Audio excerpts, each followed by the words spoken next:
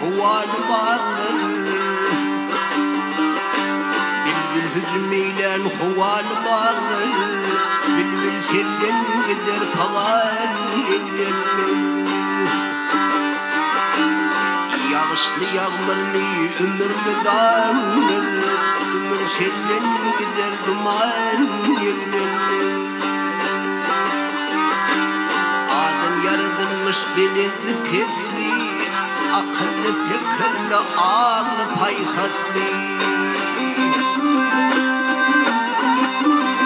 Ay yiğitlik bir göğe bakarım paslı, bakar senden gider zaman yerlerle.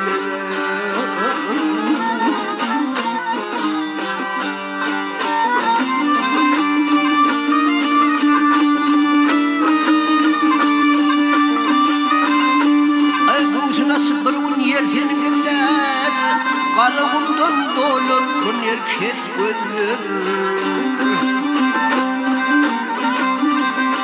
Adamı konma çemenidir. Çemen seninle uğrayıp seyran evlenir.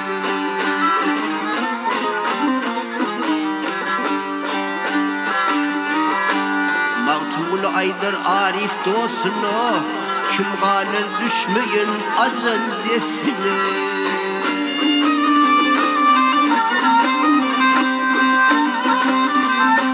Gelip burun salar yerin aslına, ağlından tel gider duman ellerine.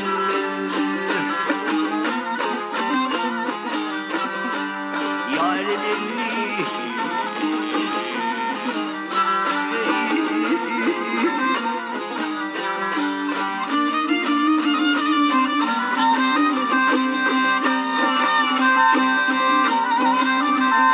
adamı olma çemen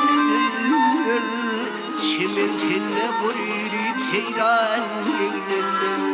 Ağlından tel gider vay vay vay.